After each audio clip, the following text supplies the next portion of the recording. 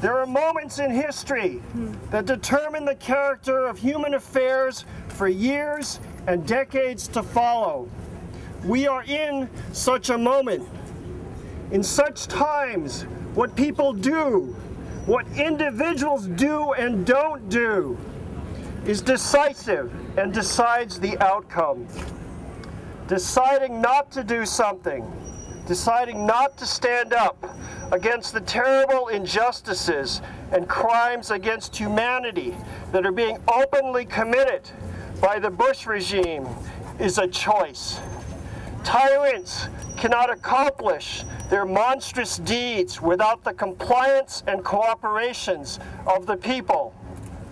Choosing not to act and not to speak out against grave injustice is a moral failure, and yes, I will say it, a crime of collusion. How will future generations think of us? Will it be in shame and amazement? Will they ask, how could we have stood by and allowed our government to torture people? How could we have stood by and allowed the right to due process, habeas corpus, to confronting your accusers in court, to subordination of people to the law rather than the law of the dictator to stand?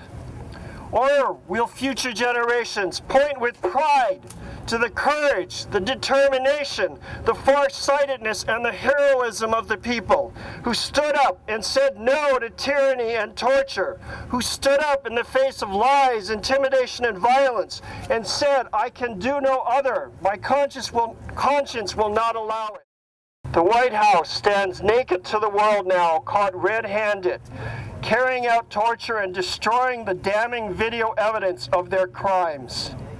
Even while Bush continues to claim disingenuously that we do not torture, and the new Attorney General refuses to call waterboarding torture, a crime that in World War II the American military prosecuted soldiers for doing as torture.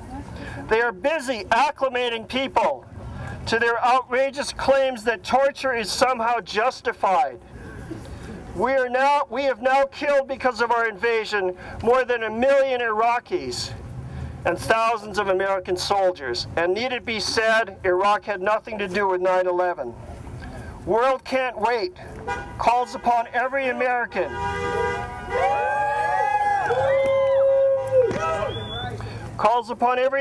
of conscience to resist and speak out, to wear and display orange daily, in moral witness to the moral monsters carrying out their crimes in our names.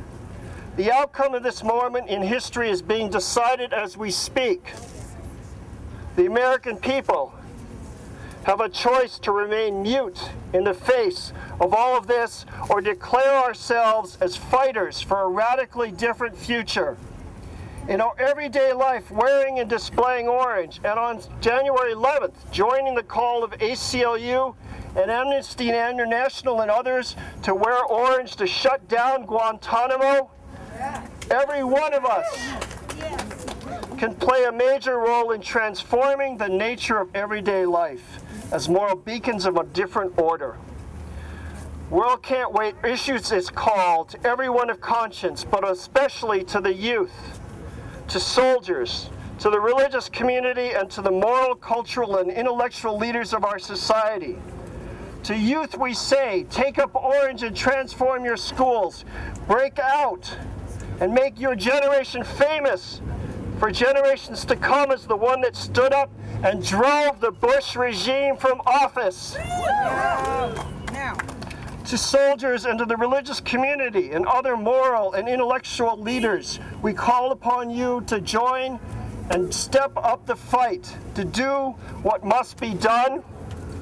If not us, who? And if not now, when? Thank you.